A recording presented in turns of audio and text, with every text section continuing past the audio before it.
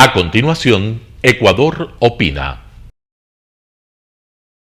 Clasificación A. Apto para todo público. Las opiniones vertidas en este espacio por la producción y dirección del programa son de exclusiva responsabilidad de sus autores y de quienes intervienen en ellos. Telesucesos Canal 29 UHF presenta Ecuador opina, dirigido a la sociedad como un espacio de opinión y análisis de los problemas nacionales e internacionales, con la conducción de Santiago Cadena. Ecuador opina. Muy buenas noches, apreciados amigos, bienvenidos a su programa Ecuador Opina. Esta noche tengo la grata visita de la doctora Caterine Herrera, politóloga y experta en temas de defensa. Yo le he invitado porque Caterine nos va a representar en el transcurso de esta semana, si mal no me equivoco, tú ya me lo aclararás, en un seminario en la ciudad de Buenos Aires donde se va a analizar el tema del crimen organizado desde un enfoque feminista, es decir, políticas de defensa para combatir el crimen organizado desde un enfoque feminista. Me parece que ese era el título, ¿verdad? Algo así parecido. Bueno, Caterine, bienvenida, gracias por estar esta noche con nosotros y el micrófono y el espacio es tuyo. Cuéntanos en qué consiste esto del seminario al que vas a asistir en esta semana a Buenos Aires. Bueno, buenas noches Santiago y a toda la audiencia de Ecuador Opina, que gusta estar acá. Es el primer seminario internacional de mujeres en seguridad y defensa. Justamente es una red a nivel latinoamericano donde reúne a solo mujeres, ¿no?, de distintas áreas, academia, autoridades del servicio público en el eje de Ministerio del Interior, Ministerios de Defensa, activistas por temas de prevención del delito, cultura de paz, y que se maneja el tema de seguridad, y que bueno, este año se lo ha realizado en Buenos Aires. Y la temática va a ser justamente el crimen organizado desde una perspectiva feminista, ¿no? Sí, eso es lo que quería que me expliques, porque estábamos un poco conversando tras cámaras, entonces yo decía que nos cuentes un poco, tu cámara está acá por si acaso, ¿no? Que nos cuentes un poco cómo es esto de combatir la inseguridad y políticas de defensa desde un enfoque feminista. Bueno, o sea, básicamente hay que entender que cuando hablamos, ¿no?, desde un enfoque feminista, queremos decir la participación de la mujer en estas políticas públicas de seguridad y de defensa. En este caso, como es de crimen organizado, pues hablamos netamente de lo que es seguridad interna, ¿no? Ya. Seguridad en sí. Y se habla de cómo la mujer puede contribuir tanto para el desarrollo de políticas públicas de seguridad, desde el eje de prevención, desde el eje de intervención de las instituciones de fuerza pública, llámese Policía Nacional, Fuerzas Armadas o entidades alineadas como centros de inteligencia estratégica, el tema de la UAFE, el tema de Fiscalía, consejos de la Judicatura, hablándote en términos de y nombres de nuestro país, pero también analizar cómo esas medidas pues también tienen que abarcar a la participación de la mujer en actividades delictivas, ¿no? Ya no solo verle a la mujer, no solo ver a la mujer como no solo se va a analizar a la mujer como víctima de estos delitos, por ejemplo, víctima de trata de personas, víctimas de narcotráfico, etcétera, sino también se va a analizar el rol de las mujeres como autores para que se realice estos delitos. Qué interesante. Exacto. Entonces, cuando nosotros hablamos desde un enfoque feminista, entendemos que en primer lugar las soluciones en temas de seguridad no son netamente punitivas o no son securitistas, es decir, el tema de mayor operativos, mayor presencia policial o militar puede reducir a los índices de inseguridad, o a nivel de carcelario, pues entre más control se tenga por parte de la fuerza pública, pues los índices de inseguridad o de inestabilidad en temas de seguridad pues van a reducir. Hablamos de enfoque feminista cuando indicamos que hay muchos actores que tienen que participar en la política pública de seguridad, no solo mujeres, sociedad civil organizada, lideresas comunitarias, academia, el tema de fundaciones, medios de comunicación, etcétera. Claro. Entonces es ese trabajo de cómo toda esa participación multiactoral puede contribuir para reducir índices de inseguridad, y también cómo esa participación puede ayudar a mantener los intereses de un Estado cuando ya te hablo en temas de defensa. ¿Cómo no? Y también el desarrollo, o sea, no solo es la participación multiactoral, sino también el desarrollo para la implementación de esas políticas públicas. Entonces, viene el tema de que ya más en el tema de olas feministas o con un enfoque de género, que sería más la palabra adecuada, se ve como hay soluciones a corto plazo que sí vale la intervención por parte de la fuerza pública o de ministerios encargados netamente de seguridad y de defensa, pero ya desde soluciones a corto, mediano y mucho más a largo plazo se necesita tener una visión integral.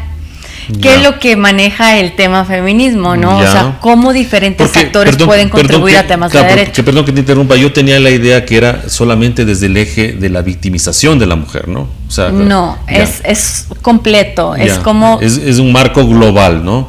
Ya. ¿Esto se va a realizar en qué fechas de este seminario? Es este día viernes. O sea, que tú estás por viajar. 22, sí, hoy viajo. Hoy viajas. Sí, anoche ya viajo. Ya.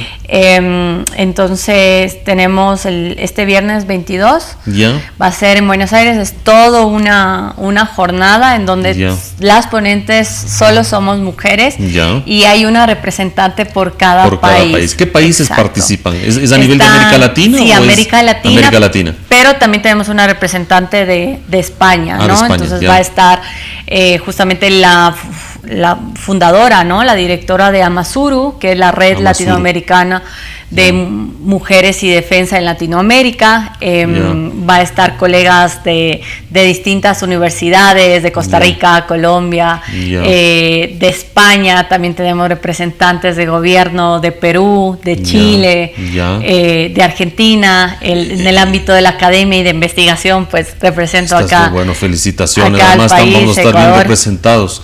Y dime, ¿en qué lugar se va? Tengo entendido que es en una universidad la sede, ¿no? Es en Buenos Aires. Sí. Va a ser en la universidad La Tercera, que es justo en el sector de la Recolecta. Es una universidad que maneja muchísimo estos temas y que, claro, se decidió hacerlo en esa universidad y en Buenos Aires porque Buenos Aires tiene pues muchas acciones que desde un enfoque feminista y con una participación de la mujer se ha estado logrando cosas en este país. Entonces tú puedes verte que Argentina es uno de los países con menos índices de violencia, tal vez tenemos problemas económicos, pero en temas de violencia no está tan fuerte como lo tenemos Ecuador, o en otros países, ¿no? De Latinoamérica. Y claro, o sea, va a ser un encuentro no únicamente para mujeres, o sea, las ponentes son mujeres, exclusivamente mujeres, pero el evento está abierto pues para todos los actores, estudiantes, profesionales, hombres, mujeres o cualquier otro actor y de cualquier otra área que desee participar. Si yo quiero me puedo conectar también porque tengo Sí. De hecho hay dos formas, de manera presencial y de manera virtual. Va a haber un certificado, todo, pero aquellos que no se quieran pues inscribir, etcétera, pues pueden seguirlo a través de la página de la red social de Amasuru, que es justamente Amasuru, nada de red, sino @Amasuru, y pueden seguir la transmisión en vivo e interrumpida. Y dime una cosa, bueno, obviamente es un enfoque feminista, pero además tiene un enfoque ideológico, político también detrás de todo esto. ¿Hay alguna corriente, algún partido involucrado en esto? No, para nada. A ver, no está metido el kirchnerismo ahí, no va a estar doña Cristina por ahí. No, esto es un seminario que lo organiza justamente esta red de Amasuru, que es una organización netamente académica involucrada a temas de seguridad y defensa con toque feminista.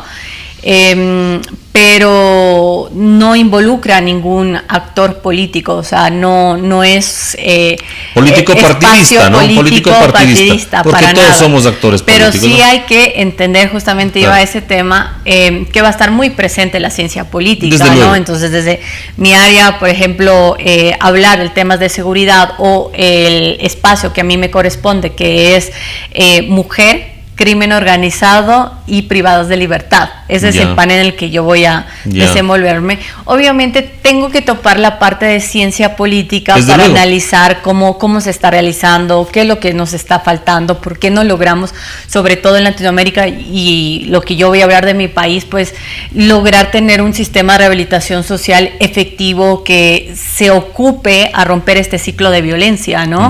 Y que no sea reiterativo con los casos de inseguridad y cómo los casos siguen siendo operados desde estos espacios que son las cárceles, y por otra parte en donde si bien cometieron un delito, eso es muy importante, ¿no? Si bien cometieron un delito, las mujeres que son privadas de libertad no dejan de ser víctimas, pero el Estado no garantiza todas las condiciones, por lo cual tiene que nuevamente recaer en este ciclo de violencia. Claro. Entonces, este espacio es interesante. ¿Cuál es tu criterio de la propuesta esta famosa del presidente de la República, que creo que fue un exabrupto de campaña electoral, de que los presos, los privados de la libertad ya no sean considerados una población prioritaria? Esto es un resultado cuando nosotros catalogamos a la seguridad como un proceso o parte de una agenda política, ¿no? Es lo que llamamos la politización de la seguridad. Acciones coyunturales o acciones de impacto que necesitamos para asegurar la agenda, para que se tope mi agenda o para ganar cierto electorado, ¿no? En ese aspecto, pues, son sanciones, creo que vendrían, ¿no?, mucho más fuerte, ya teniendo en cuenta que vivimos cuántas crisis carcelarias en donde el Estado ecuatoriano está en los ojos del huracán por parte de las autoridades internacionales en protección a derechos humanos.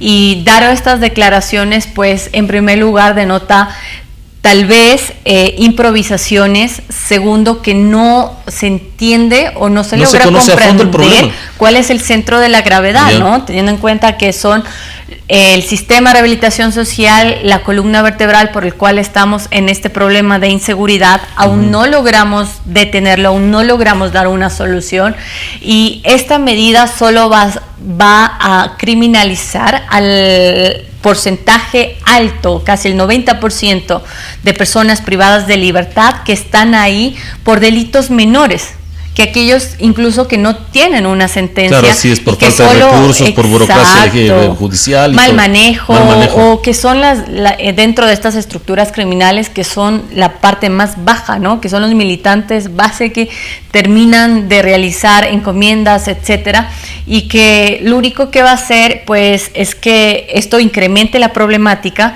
porque no se va a atender la solución. La solución es ¿qué política pública de rehabilitación social tú como Estado les aseguras a estas personas privadas de libertad que por una parte limite y cierre el tema de operaciones para el crimen organizado o otros tipos de delito?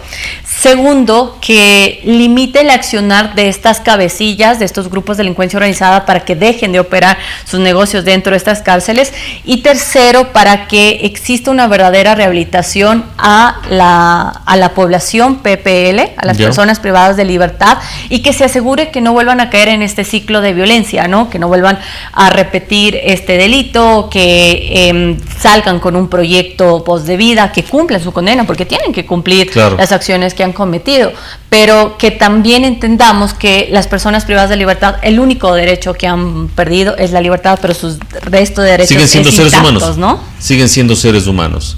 Y dentro de esta política populista, porque no solamente es de un solo lado, que se habla en cambio del aumento de penas, incremento de penas, ¿cuál es tu criterio?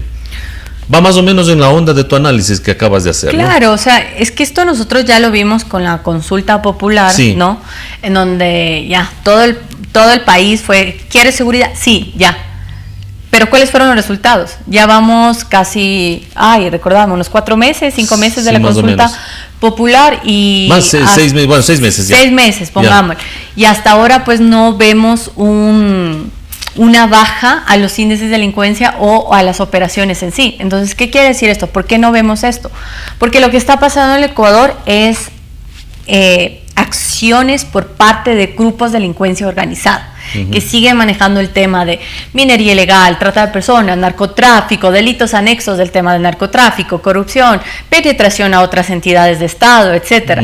Entonces, el incremento de penas no va a ayudar a combatir esta célula, este tema medular que es el crimen organizado. La raíz mismo de ¿Por qué? Claro. Porque se maneja grandes cantidades de dinero que cuando las personas son detenidas, etcétera, son como militantes que pueden ser al siguiente día reemplazados por otras personas que viven en situaciones de riesgo, en situaciones de pobreza, en lugares en donde son criminalizados, en donde capaz llega ciertas veces la fuerza pública, Policía Nacional o Fuerzas Armadas, pero una gama de servicios básicos, derecho a la vivienda, derecho a la salud, empleo, inversión dentro de estos lugares o una alternativa para establecer una hoja de ruta para los niños y adolescentes no existe. No existe. Entonces, el incremento va a criminalizar a las personas que no eligieron dónde nacer o donde no tienen la condición de dónde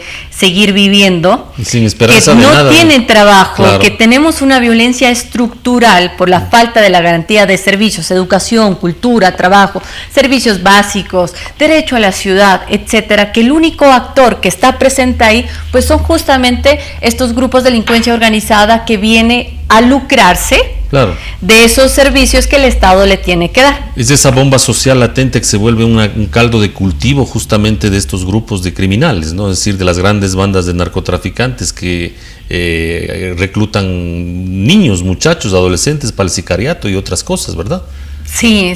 Lamentablemente, en zonas donde son consideradas altamente peligrosas, Claro. o con altos índices de violencia, hay una doble criminalización por parte del Estado que no te da todos estos servicios, que no te cumple con los derechos que tú, por nacer aquí en este país y constitucionalmente ya lo tienes, que solo hay una presencia parcial por parte de la fuerza pública securitista, y por otra parte una criminalización por parte de estos grupos de delincuencia organizada, quienes les interesa inyectar dinero para generar su economía, delincuencia común, nuevos delitos, secuestro, vacunas, extorsiones, para financiar la logística de este grupo de delincuencia organizada, pero las grandes cantidades de dinero no se quedan ahí, sino salen fuera de ese espacio, ¿no? Caterine, tenemos claro el diagnóstico.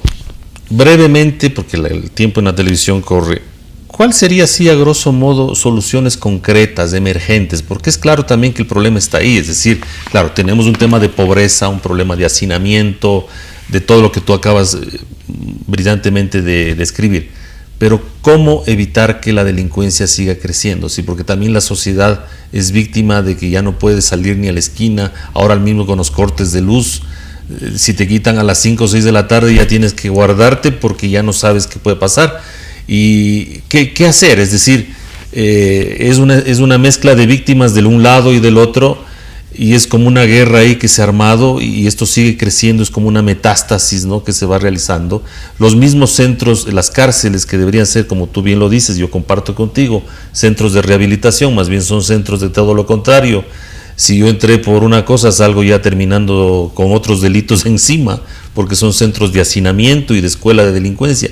Pero sumariamente, ¿qué podemos hacer por lo menos para en algo detener este huracán que se viene y que ya está tomando todos los, como tú dijiste, se ha vuelto transversal en todos los sectores de la sociedad? Bueno, en primer lugar, separar lo que está afectando al Estado ecuatoriano y los problemas anexos, imagínate esa palabra linda, problemas anexos que surge por esta problemática. Entonces, en primer lugar, atacar el crimen organizado, que eso es lo principal, nuestra principal amenaza que estamos teniendo hoy en día, y de ese crimen organizado identificar cuáles de los fines me están afectando. Me afecta a mi seguridad nacional el tema de narcotráfico, trata de personas, minería ilegal, corrupción. ¿Qué está pasando? Entonces yo le veo ahí tres, como bien lo dijiste en el diagnóstico: el tema de corrupción, el tema de minería ilegal, el tema de narcotráfico, y claro, uno estándar y que genera mucho más dinero es el delito de trata de personas. Enfocar todas mis unidades en el sentido de Policía Nacional, Fuerzas Armadas, UAFE, CIES, Fiscalía, etcétera. ¿Qué vamos a hacer para desarticular estas estructuras criminales? Y primero hacerlo a nivel logístico. Si ellos no tienen logística para operar, para vender su mercancía ilícita, para pagos, etcétera, no va a poder funcionar. Y luego cortar el tema de comunicaciones, actores de distintos niveles. gobiernos locales, gobiernos provinciales, a nivel de sector privado y estatal, todos están de una u otra forma involucrados con el crimen organizado. Segundo, ya oxigenar el sistema de rehabilitación social, o sea, ya se les indicó que la presencia de Fuerzas Armadas no iba a ser suficiente y que se corría un riesgo de contaminación al personal militar, y se cumplió, lamentablemente no me equivoqué, se cumplió, y ahora es el momento de realizar una revisión de la A a la Z de cómo se ha estado manejando ese sistema de el SNAI, quiénes están operando, quiénes son los guías, realizar un tema también de rotación de guías penitenciarios, porque no podemos poner en riesgo a ellos, garantizarles seguridad a los directores provinciales o de cada uno del sistema penitenciario del país, en donde puedan ellos trabajar, en donde puedan ellos realizar efectivamente su trabajo sin miedo, etcétera. Y luego algo que veo muy importante es que dejar de lado esa división que existe por pabellones en los sistemas de rehabilitación social. Componente A pertenece a este, componente B, como es de este grupo de delincuencia organizada, tiene que ir a este pabellón, etcétera. No, ser tratados como personas privadas de libertad, en donde la única diferenciación tiene que ser por el tipo de delito. Y que no exista este tema de control por parte de los GDO dentro del sistema de rehabilitación social. Mientras no hagamos eso, que eso surgió hace 4 o 5 años, hace 2 gobiernos atrás, que no entiendo idea quién dio la disposición para que se llevara, va a seguir siendo los centros de rehabilitación social como lugares de operación del crimen organizado. Y por más que usted meta Fuerzas Armadas, etcétera, va a llegar. Ellos tienen manías, tienen formas de cómo llegar a penetrarse a los actores incluso más resistentes que tenemos como Ecuador. Y por último, tenemos el tema de prevención, pero prevención inteligente. ¿Qué quiere decir esto? Localizar cuáles son las zonas que tenemos mayor conflicto en el Ecuador. Voy a poner un ejemplo, Durán. ¿Qué es lo que le falta a Durán? Tenemos el tema de buen manejo a nivel administrativo local por parte de los GAS, el tema de servicios básicos, el tema de asentamientos ilícitos, la falta de empleo porque las grandes industrias se fueron ahí, etcétera. Ministerio de Producción, venga, Ministerio de AME con Ministerio de Gobierno, ¿cuál va a ser un canal y la Secretaría de Corrupción un canal para que no exista nuevamente una amenaza de filtración por parte de estos GDO dentro de estas zonas? Inversión de empleo, ¿qué vamos a hacer acá? 3 cosas puntuales. Conozco el diagnóstico, qué es lo que me está afectando, qué es lo que puede afectar mucho más la inseguridad en esta ciudad, cuál va a ser mi proyecto macro para implementarlo aquí. Y vamos a las soluciones concretas. Tenemos concretas, porque si yo te digo, listo, vamos al Ministerio de Educación con campañas de cultura, campañas de deporte, etcétera, son soluciones efímeras que seguimos dando tiros al aire. No va a tener un apoyo importante que es de la comunidad, mientras si tú atiendes las necesidades urgentes de de la ciudadanía, empleo, salud, temas de niñez, protección de derechos, etcétera, vas a recibir el respaldo, y ahí le estamos quitando un actor muy importante al crimen organizado, que es justamente la comunidad. Caterine, el tiempo se ha acabado, una conversación muy agradable, muy enriquecedora. Es más, yo veo que tú tienes vena política, yo te animaría para que las próximas elecciones participes y yo te apoyaría. Muchas gracias. Te agradezco mucho, seguiremos conversando, no es la última vez que te voy a invitar, ¿no? Tenemos muchos temas en agenda que se quedan, pero el tiempo es muy corto. Quiero agradecerles, amigos televidentes, por habernos acompañado. Estaremos en una próxima oportunidad. Muy buenas noches. Las opiniones vertidas en este espacio por la producción y dirección del programa son de exclusiva responsabilidad de sus autores y de quienes intervienen en ellos. Telesucesos Canal 29 UHF presentó Ecuador Opina, dirigido a la sociedad como un espacio de opinión y análisis de los problemas nacionales e internacionales, con la conducción de Santiago Cadena. Ecuador Opina,